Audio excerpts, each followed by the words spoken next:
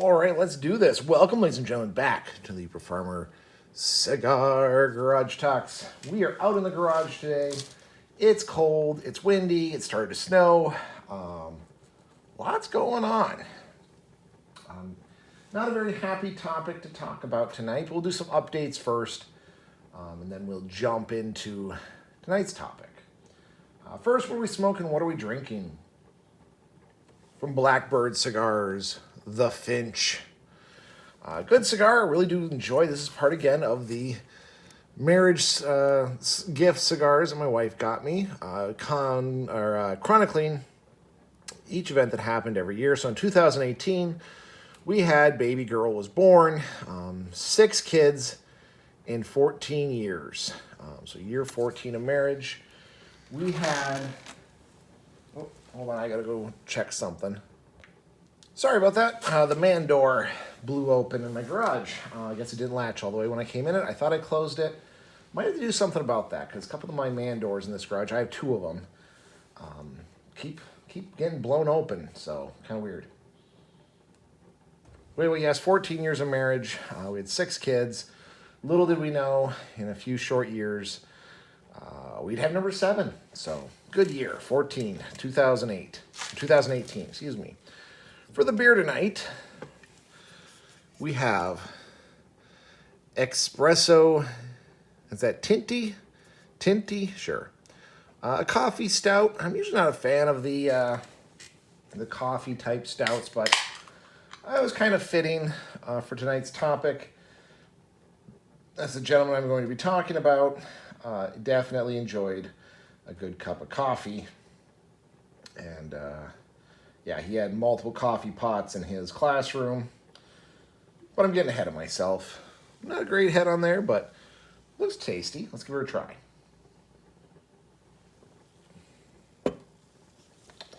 Oh, weird.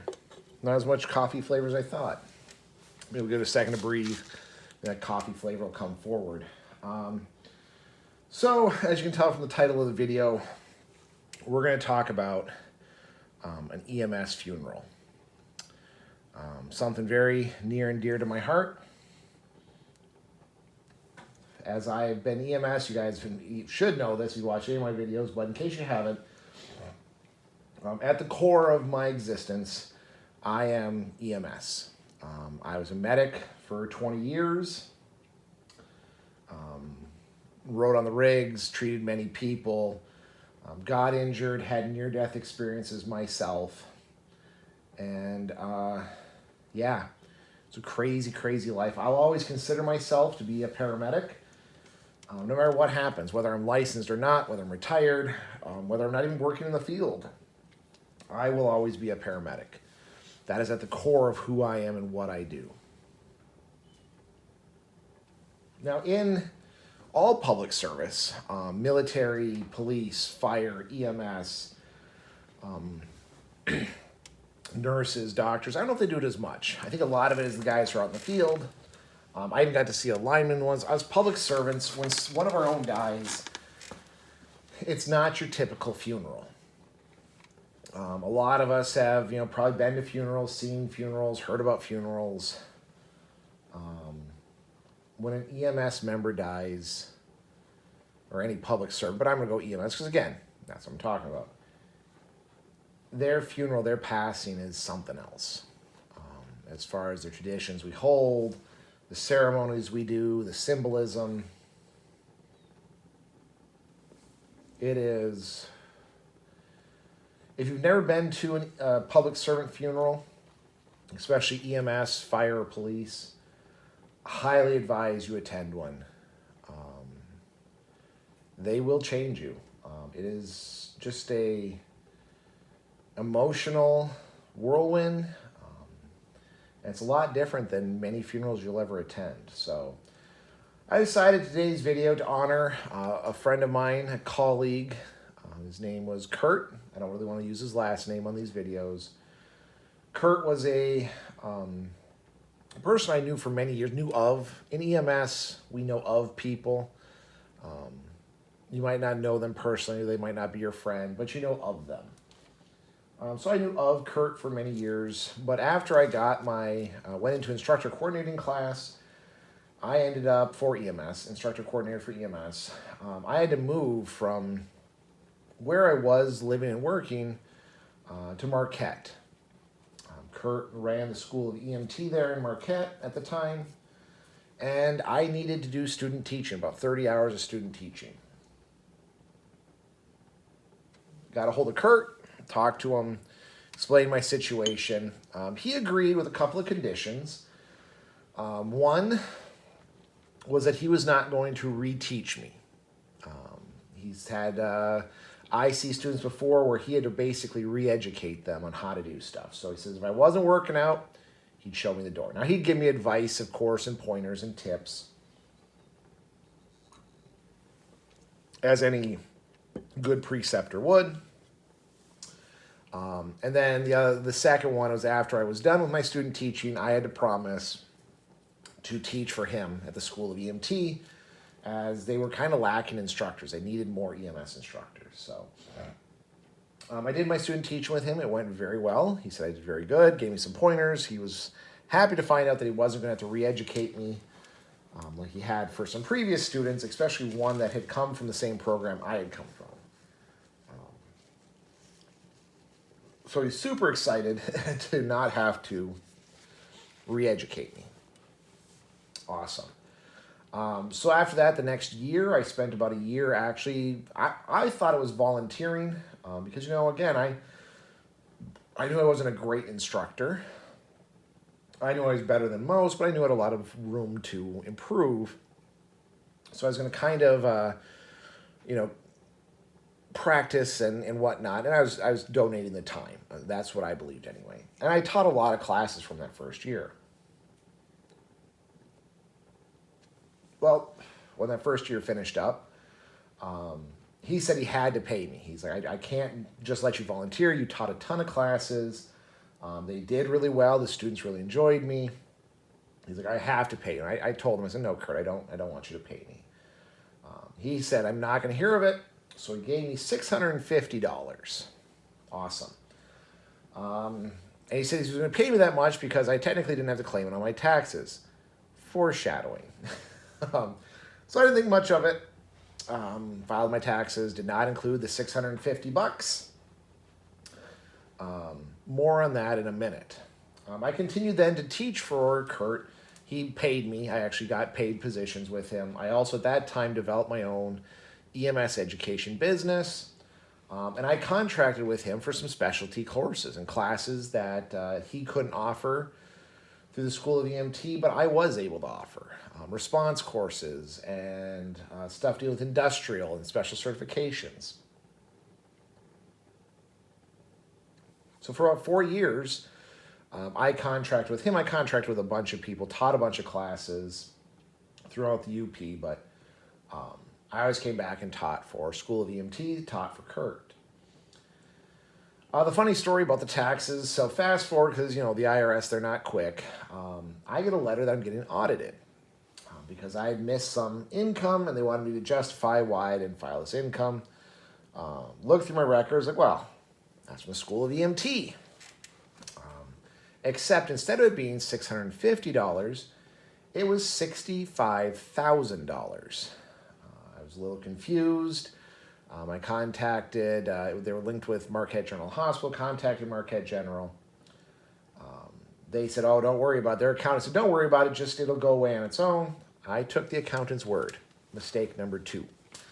Long story short, I now know what the auditing process looks like for the federal government, and I can attest that not reporting $650 can get you in a lot of trouble, and you can end up paying more than you made. So, long story short, I got over that little debacle. Thank you, Curt, for your handwritten tax document that they read wrong, assuming that I had made about 100 times more than I'd actually made. I didn't hold it against him. It was that accountant at the hospital who did it. He's also one who gave me bad advice. I still would run into Curt. I talked to him quite a bit. I still taught for him every now and then when I could. even though I eventually moved away from the area. I consider him a brother in EMS. Do I consider him a mentor? Sure, I guess. More, he was my preceptor. He got me started into EMS education, and actually doing EMS education helped me to start my own business. But he's a good friend. I mean, I kept up with him. We'd see each other at conferences when I'd swing in and talk to him. Like many friendships, many people have talked about, during COVID, we did kind of lose touch with each other. Well, last week, I did find out that he passed quite unexpectedly. He woke up on a Monday, said he was feeling sick, had died by the weekend. Absolutely devastating to me. A lot of people in EMS, he was well known, well liked, great guy, well respected in his field. So I told my wife, I said, look, I'm going to his funeral. So now we get to the main topic, EMS funerals. He was fire in EMS. There's a little extra flavor put into this one, but they're pretty much the same. So he was Catholic, and with being Catholic, there are a lot of traditions that go along with a Catholic funeral. If you've never been to one of those, again, highly recommend you go. But how did EMS make it different? First off, all EMS and fire had to sit together. We always do. We sit together at these things as a group. The family had actually requested that not only do we sit together, but that we show up in uniform. So that we all show up in our EMS uniforms, and they didn't want the same ones. Sometimes they do. Sometimes they'll ask you, show up in X, Y, or Z unit's uniform. Usually the person who passed, usually his home team, as they say, or home station, you show up in their uniform. This one, they encouraged us to wear any uniform. They actually wanted many different uniforms represented. And I was going to do a couple of the EMS places I'd worked throughout the years. I was going to wear those uniforms. But I kind of, after talking to homeschooling mama, decided, no, I should probably go with the uniform I had for my education business. I had a EMS uniform that I'd wear specifically when I went to teach. So I wore that. We all sat together. So one of the first things that happens at the beginning of the Mass, they usually do the firefighter EMS prayer.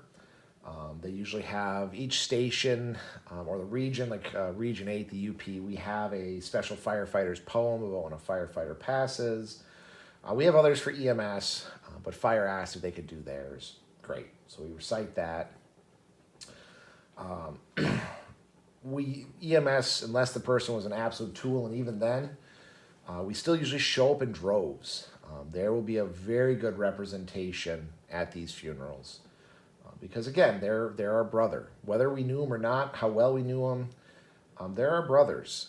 So the showing is usually immense. And it was. We had almost a whole side of the church was packed with just EMS, and then friends and family. So needless to say, we had actually over capacity the church. So the priest kind of made a joke about it. He's like, I'm glad. It looks like every single firefighter in the county is here, but I do hope that out of all of you, the fire marshal did not show up today. He's like, if you did, you don't see anything. Because we were over capacity. People in the aisles, people in the hall, standing room only. Beautiful, beautiful representation. We really came on force, and I'm proud of that for everyone who showed up. So there's also a special blessing for all the EMS and firefighters. We have a special blessing from the priest. We normally stand as a unit, sit as a unit, try to show that cohesion, that brotherhood. It was kind of funny. This doesn't happen on every one, but I thought I'd mention it because it's kind of fun. In Catholic Masses, if you go to a Catholic Mass, you're not Catholic, you're not supposed to receive Holy Eucharist.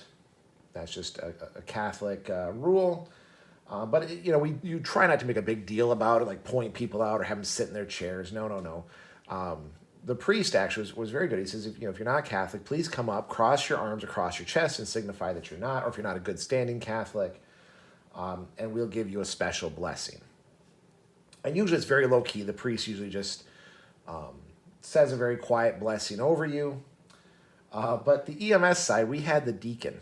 And there are many different religions and non-religions represented in EMS. And I'm going to do a whole video, I think, about religion in EMS maybe next week. But needless to say, the deacon, I think, was hard of hearing because instead of just being given the blessing quietly, he was making it very, very, very, very, very loud. So you knew who was not Catholic or not a good standing Catholic, because the deacon was very loud with his blessing on the EMS side. Again, that doesn't happen often. That's pretty rare that happens. Usually it is a little more solemn, so you don't let the whole congregation know. But everything the deacon said or did was volume 15, so I'm thinking he was hard of hearing. So, very beautiful again. At the end of Mass, it's pretty traditional. All the EMS and fire will process out first, ahead of the body.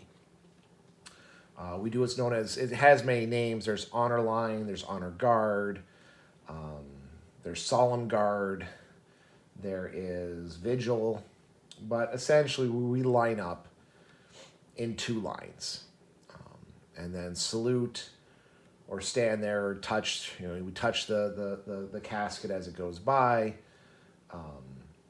to show our support, to show our solidarity with the family. And more often than not, the body's actually loaded into a nearby fire truck or ambulance. And then normally they're driven with lights and sirens, escorted by police to their home station, where the people on duty can say goodbye, and then they're driven back to the funeral, so people can continue to pay their respects. One thing I did forget, usually this happens a few days before, but normally during the service, we have what's known as the final call out. I'm sorry, I forgot to mention that. So in public service, especially EMS, fire, police, when one of our own dies, we do what's called a final call out. It's a pager call. So you get on the pager, you get on the radio, you blast the tones. It varies from dispatch to dispatch, but usually they call out for the responder 1 to 3 times. 3 is very traditional, because if someone doesn't respond to a third page, you know there's trouble. You know something's wrong. It signals everyone to shut up and listen. I did a whole video on this about the significance, but one, you use their full name. Which, if any of you guys know radio etiquette, that's a big no-no. You don't actually use names on the air. But we want to honor the person who passed. We use their full name. We list their duties. We list their experience. We give a quick synopsis of their life. And then towards the end, or at the end, we give them permission to go 10-7, to go off duty. Their response is done. They are finally allowed to rest, and then give them a word of encouragement and tell them, we've got it from here. We will take up the response. We will continue the mission of fighting death, and let them know they did their service, and now we've got it. We've got them. Very, very emotionally packed. Remember, these people are individuals who deal with death on a constant, sometimes daily basis. We're faced with people dying and death. EMS, fire, law enforcement, we can hold our emotions more than anyone you'll ever meet. We don't cry over nothing. But that'll be a time when you see a lot of people start to cry, start to tear up. There was a lot of snuffly noses, people sucking it down, tapping the old eyes when the final page out hit. But by and large, you hold it together. You do that out of respect for the person who has passed and respect for their family. We need to be strong for those who are left behind. And for the most part, we do. We stay strong. Again, sniffly noses, dabbing of the eyes. But normally we don't we don't show much emotion at funerals. It's not that we didn't feel sad or don't feel sad, or that we didn't care, or the person didn't mean a lot. We're just called upon to be stoic, to be the ones who will pick up that fight and be left behind.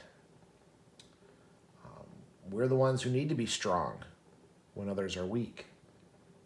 So it's very, very, very common for us EMS not to shed tears during a funeral. Now, it does happen, don't get me wrong. It's not like a disrespectful thing if you do. If you are a responder and you do start to cry during a funeral, no one holds it against you, right? We are more than happy to support each other's emotions, to support each other in our time of need. But for people who face death and experience death on a regular basis, we usually don't get emotional in public. There was one exception during this funeral. Again, we're getting towards the honor guard, the procession, the mourning line, whatever you want to call it. We line up, and then the body is taken past us. It was a little strange. We were told the family requested that we all come in uniform. It was either his mother or his mother-in-law, I'm not sure which one, then tearfully gave each and every responder a hug and thanked us for our service, thanked us for being there, thanked us for honoring Curt. And I will admit, I got my hug, and some of the walls might have broken down just for a second, just saying. It may have been one solid tear that went down my cheek. At that point, we usually kind of let the family have their time to grieve. A lot of the EMS folk will head out because we don't know the family, right? A lot of times we don't. And it's not our place to interject ourselves into their mourning. Now, I did have to get back to my family. So there is one more part that happens with most public service funerals. Where do the EMS, the responders, when can they actually show their emotions and cut loose? You probably guessed it. It's at the bar. These always end up, you have more of what they call an Irish wake, where you head to a bar afterwards, crack open some beers, share memories, share funny stories. It's a lot of laughter. It's a lot of joking around. There's pranks that are pulled. If someone does break down crying, you poke fun at them. You do support them too. You hug them and cry with them. But you also make fun of them that they broke. Tell them how much the deceased probably wanted them doing that. They need to toughen up, man. It's all in good fun. And it's part of our healing process. That's how we heal, is with humor. It doesn't make sense, right? It actually seems anti-productive, and maybe it is. I'm willing to hear that. But yeah, usually once the family goes home, the EMS providers go to the local bar, get rowdy, get drunk, close the place out, as we remember our fallen brother. Like I said, it's unlike anything you'll ever experience going to a public servant's funeral. If you get a chance, go ahead and experience it. Show up. It is not like any funeral you've ever seen or probably will ever see. It's a eye-opening experience. What do the people do to honor the dead who face death every day, who fight death? We actively fight death and death itself. What do we do to honor those of us who are the fighters who have passed? Again, if you get a chance, go to one of these funerals. It'll change you. It'll shake you. It's not like anything you've ever seen. So with that, folks, I'm going to go finish my delicious cigar, finish my beer. Curt, it's good knowing you. Changed my life. You helped me out. Know that I'll pray that that God takes you up into heaven, and if you are in purgatory, I'll pray for you there. Your watch is over, sir. The rest of us have from here. Stay safe out there. We'll see you on the next one.